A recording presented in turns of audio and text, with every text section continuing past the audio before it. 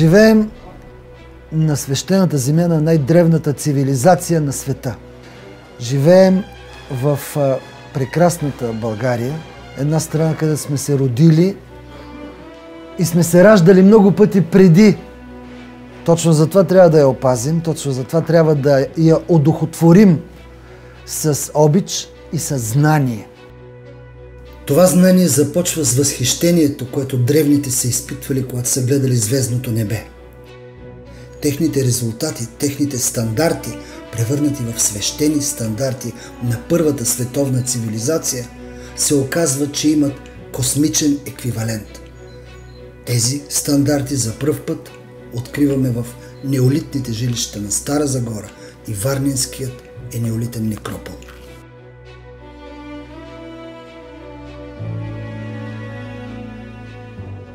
Скромността, която българите проявяват по отношение на своето далечно минало, е нещо, което аз и приветствам, и се опитвам да променя. Защото ние имаме нужда от ново самочувствие. Имаме нужда от истината за нас самите, за нашия произход, за нашите гени, за родовата ни памет. И затова смятам да тръгнем на едно пътешествие на духа.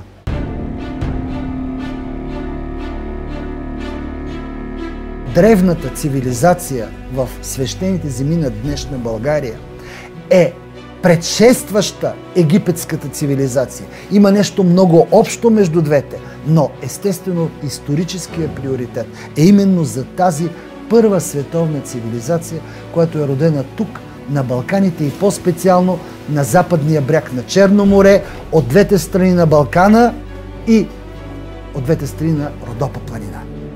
Естествено и на Рила.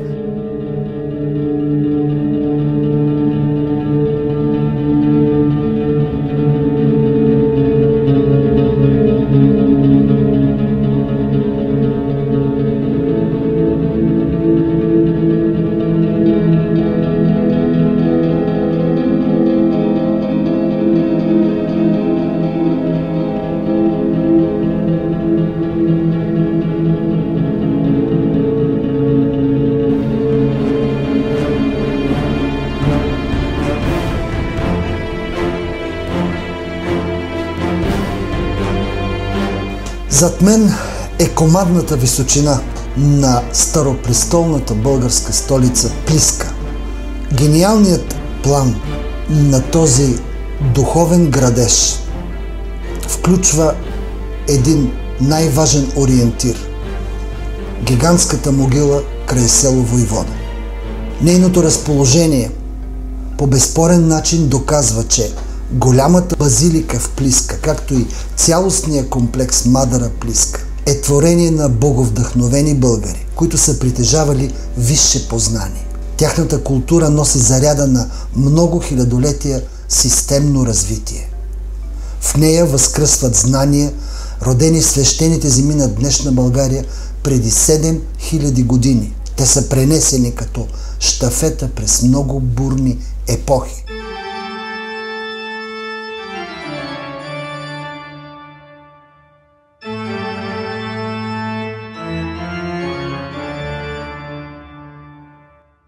Да разгледаме стандарта на златната плоча от Варненският неолитен некропол.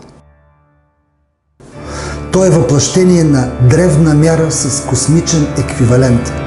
Затова не е чудно, че откриваме свещената мяра от Варненския некропол, свързана с дължината на златната плоча, в сакралния план на комплекса Мадара Плиска. Още по-интересно е, че златната плоча от Варна носи в себе си и първата нарочна употреба на златното сечение като пропорция. Паметта на основите е неунищожима. Тя съхранява извисена мисъл, която е гледала на човешките градежи сякаш от космоса. Истински шедьовър на такъв възглед е увековечен между Мадарското плато и всеславната могила до село Войвода. Той доказва духовната мощ на своите създатели, първата система от пропорции. Нещо повече, дала на света възгледът, че самата Вселена не е вместилище на материални обекти, а е именно такава система от пропорции.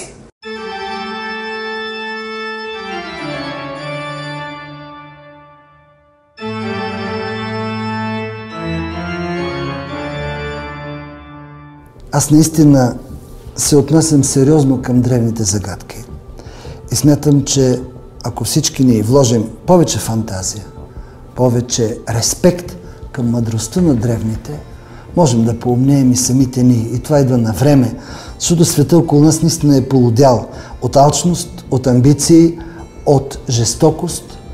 Света върви за пореден път към поредната катастрофа. Дали са искали да опазят своите дълбоки тайни от хора с съвременната саморазрушителна нагласа? Древните сигурно са имали и това предвид. Дали са ни поставили една интелектуална загадка, която е нещо като тест за интелигентност?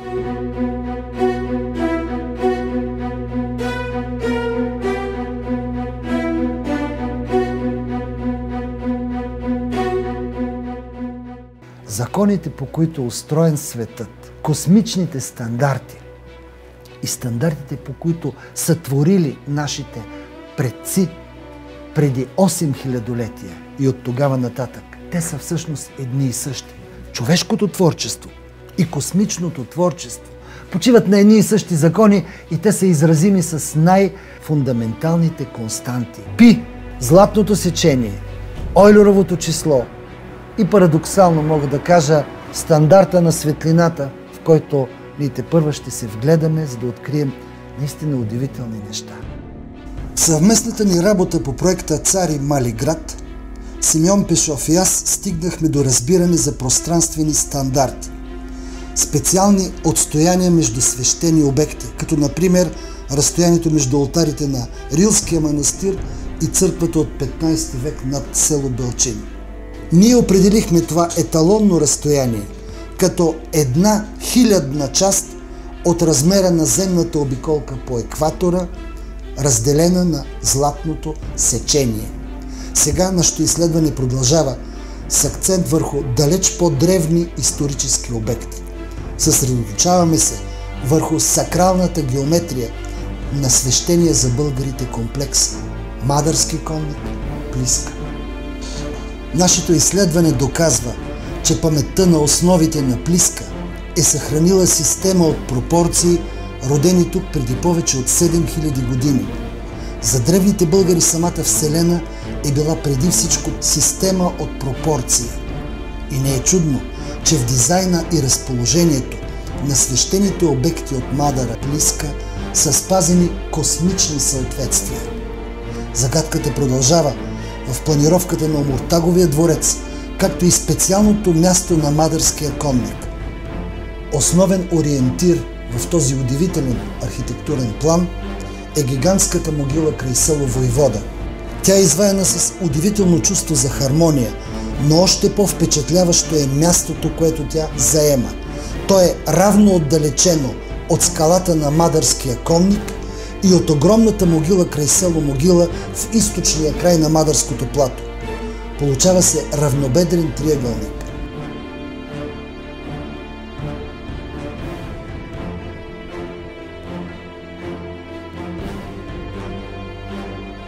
Кана Сюбиги Омуртаг е написал върху прочутата си колона, че 20 000 растега е разстоянието, използвано при издигането на всеславната могила между стария и новия му дом.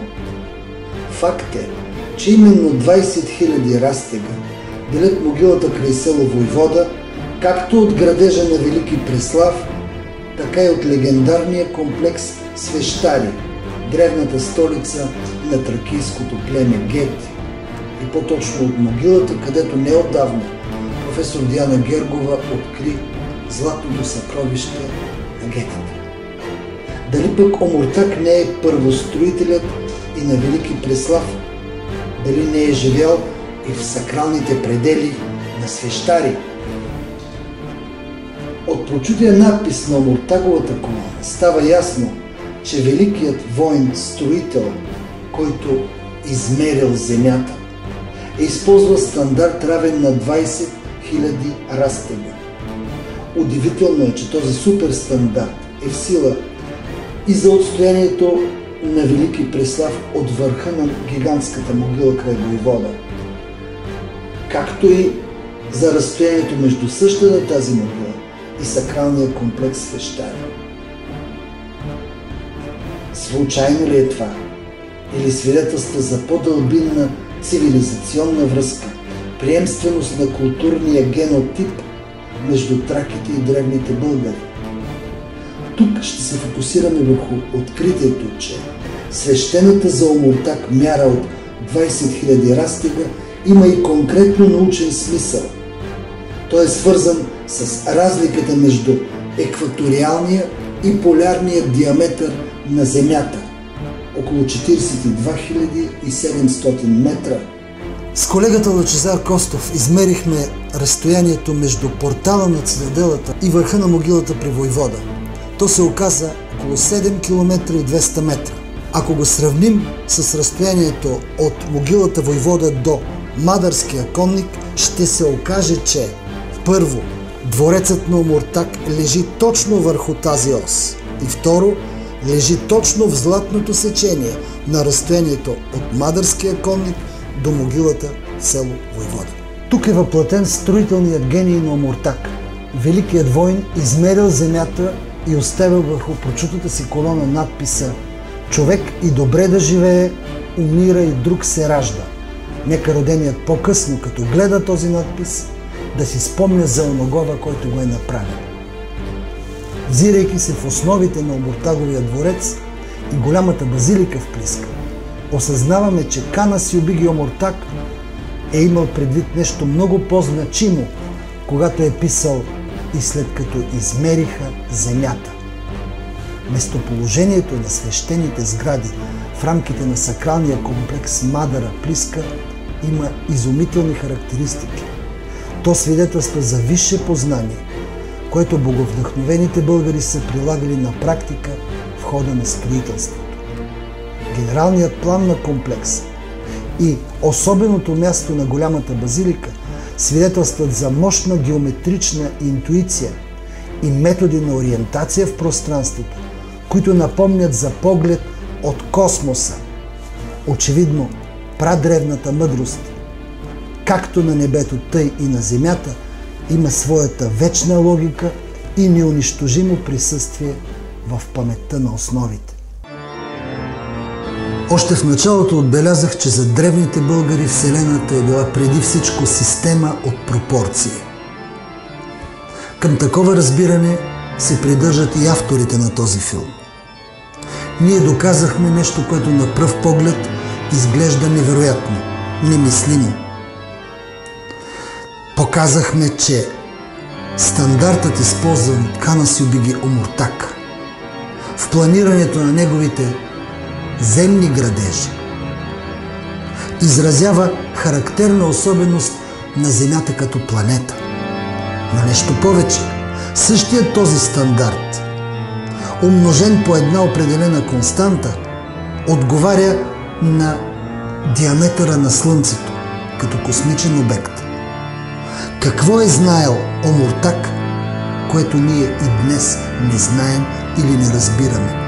Истината е, че земната мяра и космичният стандарт се оказват едно и също с точност до константа.